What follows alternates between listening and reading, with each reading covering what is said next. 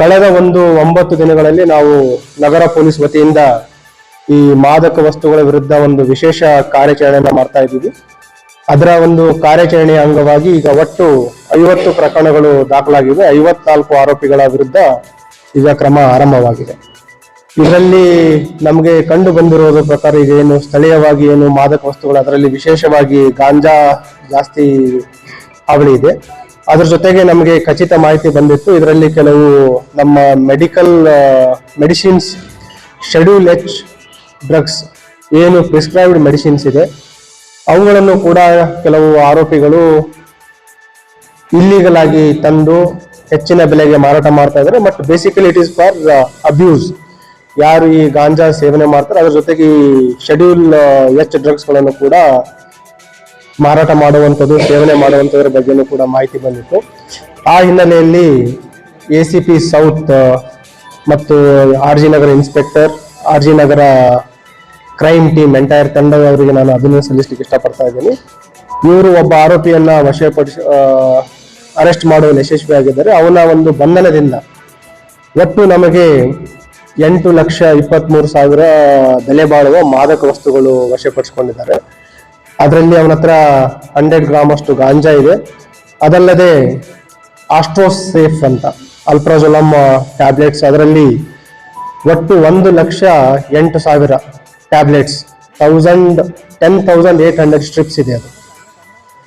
ಮತ್ತೆ ಅದ್ರ ಜೊತೆಗೆ ನಿಡ್ಜಾ ಕೇರ್ ಅಂತ 10 mg ಇದು ನೈಟ್ರೋಜೋಪಾಮ್ ಟ್ಯಾಬ್ಲೆಟ್, ಇದನ್ನು ಕೂಡ ಶೆಡ್ಯೂಲ್ H ಡ್ರಗ್. ಇದರಲ್ಲಿ ಒಟ್ಟು 18,000 ಟ್ಯಾಬ್ಲೆಟ್ಸ್ ಇದೆ.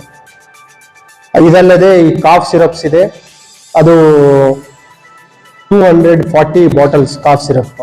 ಸೊ ಟೋಟಲ್ 1,26,000 ಟ್ಯಾಬ್ಲೆಟ್ಸ್ ಇದೆ ಮತ್ತು 240 ಕಾಫ್ ಸಿರಪ್ಸ್ ಇದೆ. ಇದರಲ್ಲಿ ವಿಶೇಷವಾಗಿ ಏನಂತಂದ್ರೆ, ಇವರು ಏನು ಪಡ್ಕೊಂತಾನೆ, ಈ ಪಡೆದಿದ್ದಕ್ಕೂ ಮಾರಾಟ ಮಾಡೋದಕ್ಕೂ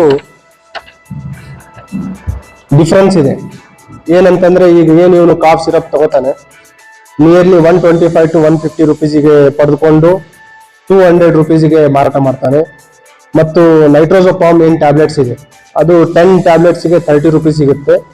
ಇವನು ಮಾರಾಟ ಮಾಡಬೇಕಾದ್ರೆ 4 ಟ್ಯಾಬ್ಲೆಟ್ಗೆ 100 ರುಪೀಸ್, ನಿಯರ್ಲಿ 10 ಟ್ಯಾಬ್ಲೆಟ್ಸ್ಗೆ 300 ರುಪೀಸ್ ಅಷ್ಟು ಮಾರಾಟ ಮಾಡ್ತಾನೆ. ಮತ್ತು ಇದನ್ನು ಮಾರಾಟ ಮಾಡೋ ಟೈಮಲ್ಲಿ ಏನ್ ಮಾಡ್ತಾನೆ, ಈ ರೀತಿ ಒಂದು ಸಿಗರೇಟ್ ಪ್ಯಾಕ್ ಅಲ್ಲಿ ಇಟ್ಕೊಂಡು ಸಿಂಗಲ್ ಟ್ಯಾಬ್ಲೆಟ್ಗಳನ್ನ ಇಟ್ಕೊಂಡು ಯಾರು ಕನ್ಸ್ಯೂಮರ್ಸ್ ಇದ್ದಾರೆ ಅವರಿಗೆ ಮಾರಾಟ ಮಾಡ್ತಾರೆ. ಇದು ಇಂಟ್ಯಾಕ್ಟ್ ನಮ್ಮ ಸಿಬ್ಬಂದಿಯವರು ಕ್ರೆಡಿಬಲ್ ಇನ್ಫಾರ್ಮೇಶನ್ ಮೇಲೆ ಅವನನ್ನ ರೆಡ್ ಹ್ಯಾಂಡ್ ಆಗಿ ಹಿಡಿಯುವಲ್ಲಿ ಯಶಸ್ವಿಯಾಗಿ ಆಗಿದ್ದಾರೆ.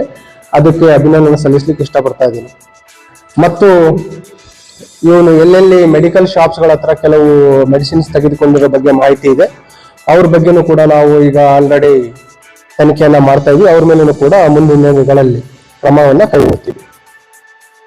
ಇದಲ್ಲದೆ ಕಳೆದ ಲಾಸ್ಟ್ 5-6 ಇಯರ್ಸ್ಗಳಲ್ಲಿ ಏನು NDPS ಕೇಸ್ ಆಗಿದ್ದಾವೆ, ಪೆಡ್ಲರ್ಸ್ಗಳ ಮೇಲೆ ಜಾಸ್ತಿ ಕಾನ್ಸಂಟ್ರೇಷನ್ ಇತ್ತು. ಈಗ ಪೆಡ್ಲರ್ಸ್ ಜೊತೆ ನಾವು ಕನ್ಸ್ಯೂಮರ್ಸ್ಗಳಿಗೂ ನಾವು ಬಿಸಿ ಮುಟ್ಟಿಸಬೇಕಾಗಿದೆ. ಈ ಹಿನ್ನೆಲೆಯಲ್ಲಿ ಒಟ್ಟು 54 ಜನ ಆರೋಪಿಗಳ ಮೇಲೆ ಕ್ರಮ ಆಗಿದೆ.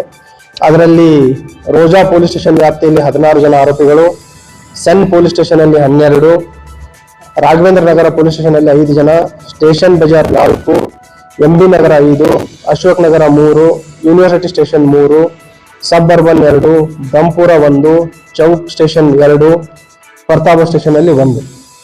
ಈ ಕಾರ್ಯಾಚರಣೆ ಇನ್ನೂ ಮುಂದುವರಿಯುತ್ತೆ.